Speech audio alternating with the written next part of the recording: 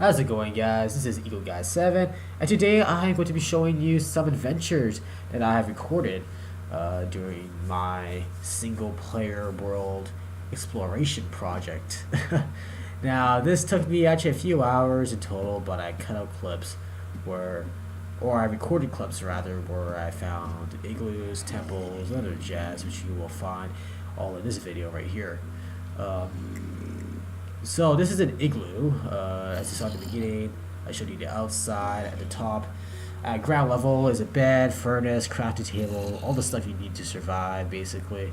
And then I showed you a trapdoor.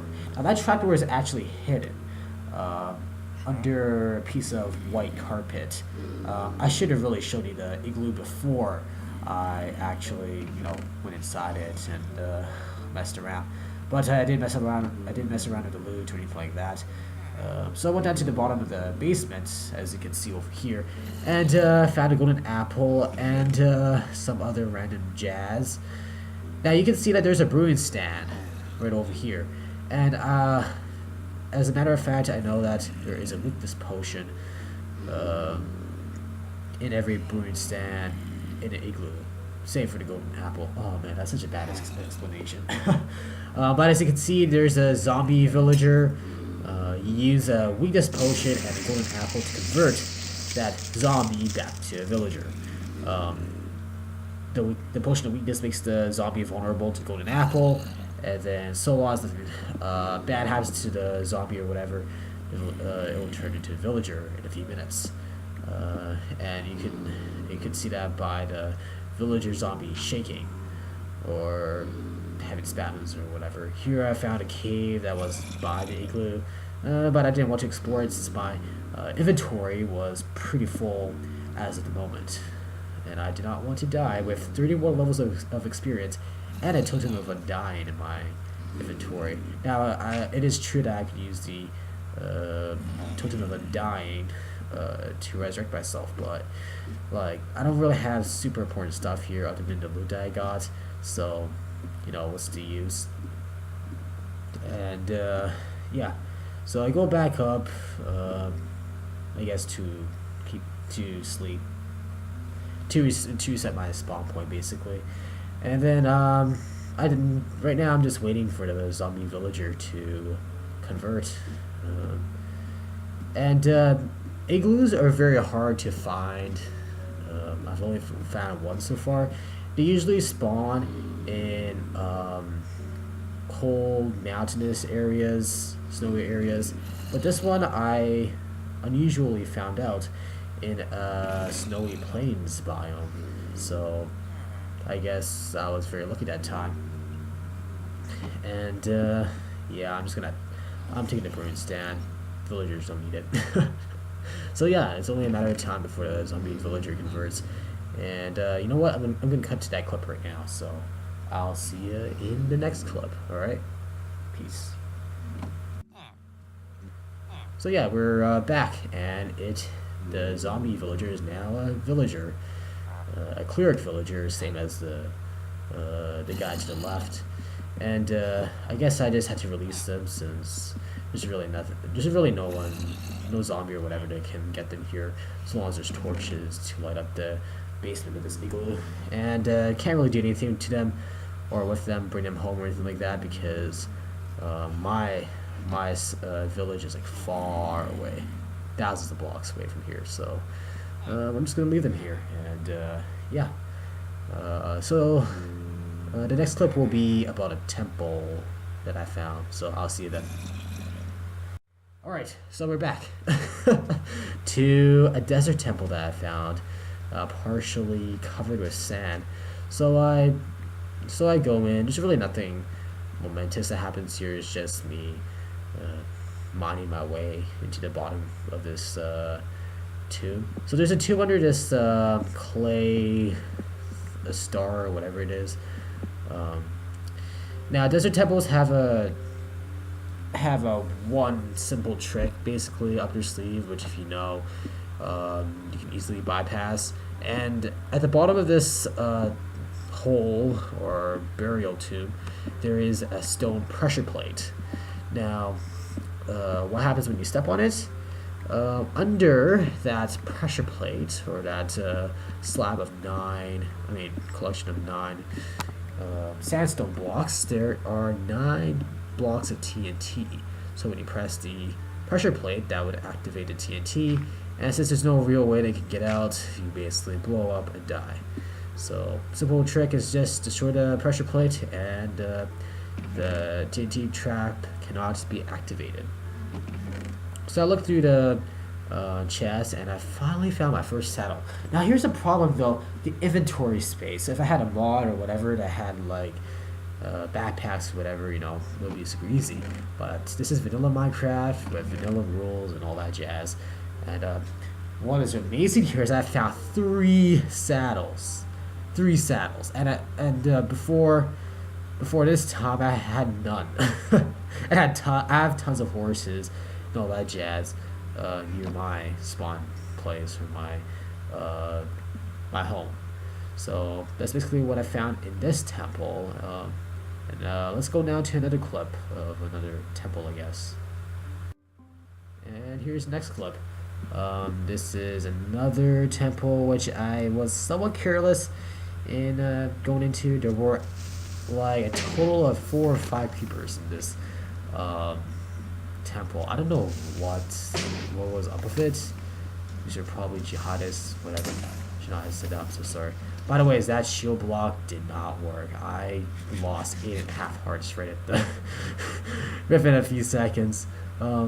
So I had to retreat like a coward and eat my food so I can quickly heal back up. That creeper did not see me. Its line of sight wasn't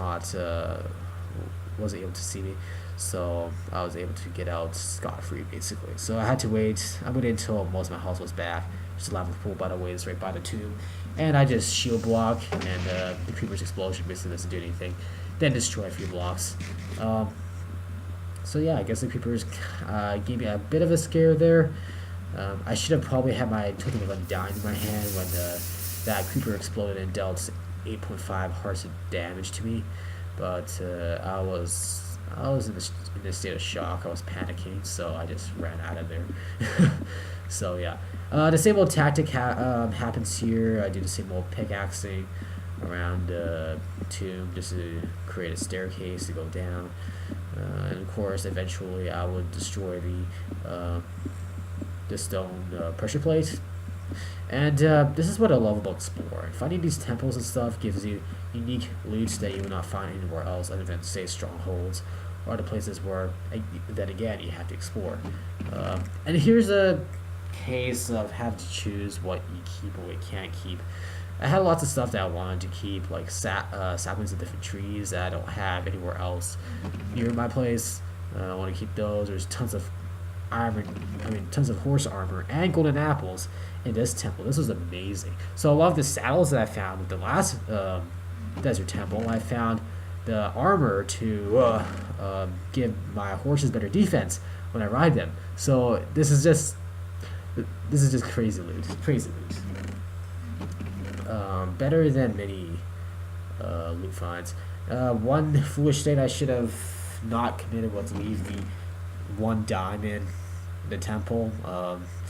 I thought it was just 1 diamond and it's a waste of inventory space. I could have easily thrown away all those sticks and whatever, but I didn't. So, but it's just 1 diamond, right? It's not that too much of a loss.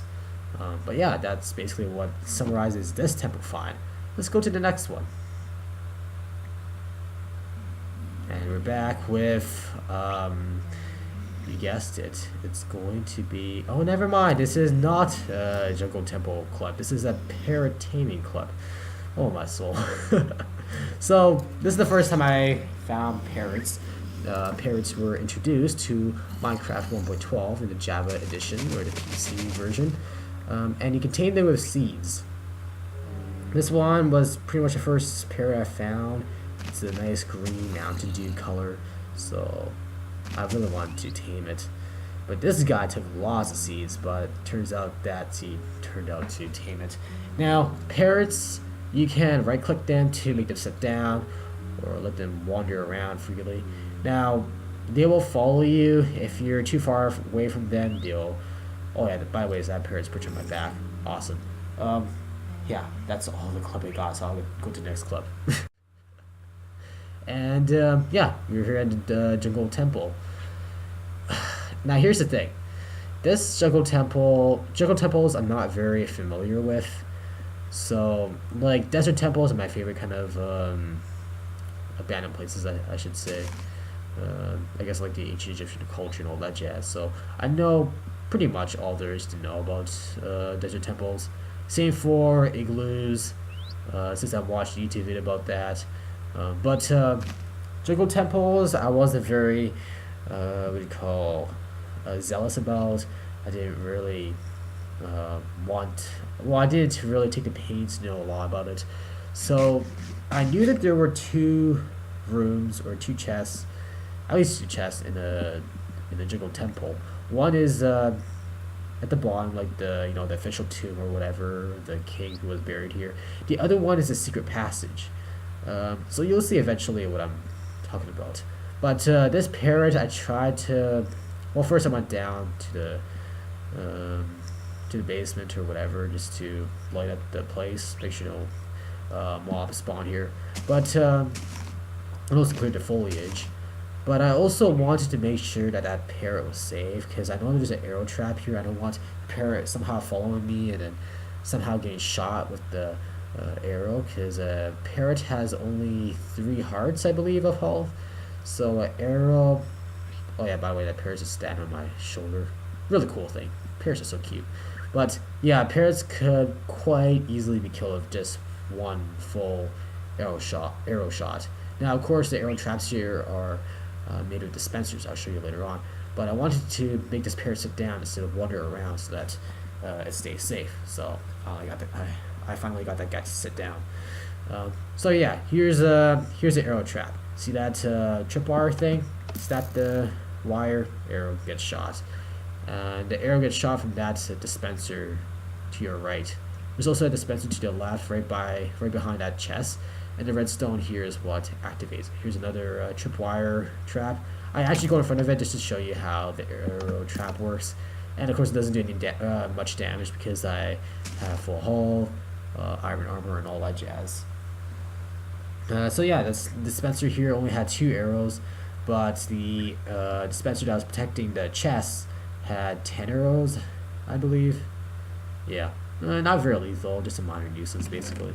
But if you're unarmored, it would deal a decent amount of damage. That chest had only iron and rotten flesh basically, so it wasn't much of a find. But I had yet to find a secret passage. Now I knew, or secret room, whatever.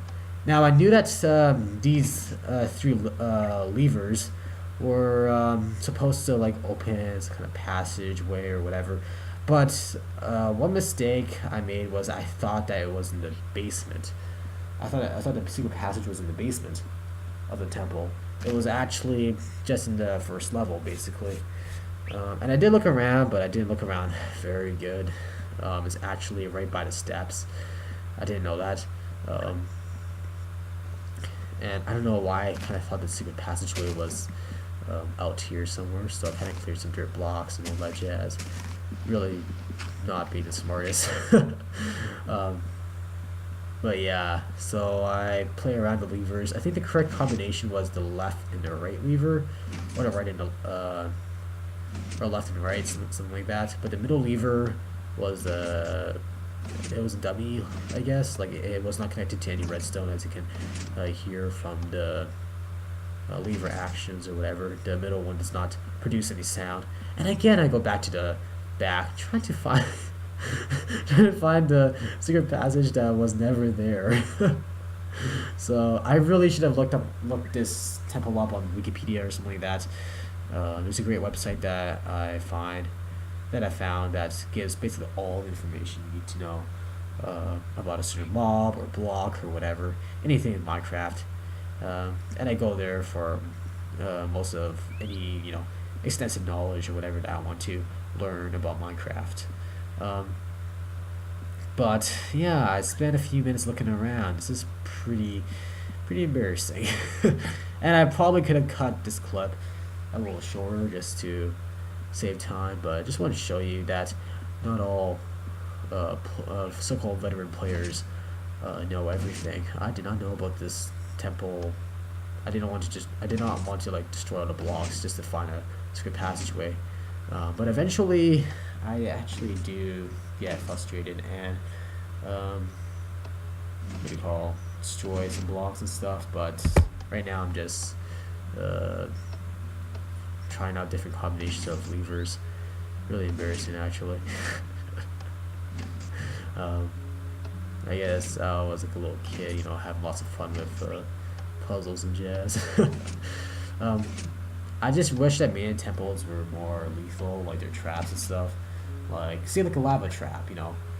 So you step on a pressure plate or press a button or whatever, and then some kind of hole opens under you, you know, with the what do you call those, pistons. Yeah, if you use those pistons, then you can what do you call, make a lava trap. Oh yeah, by the way, this is where I actually find destroy the blocks. I find a chest, and the chest actually gives some rewarding finds. 2 more saddles, in addition to the three or four saddles that I found in the Egyptian, the desert temple rather, and that's exactly where I was supposed to look after I did that correct combination of levers.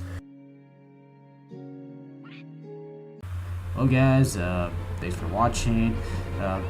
Yeah, I apologize for not having the best editing in this video, but this video should be a bit more better quality.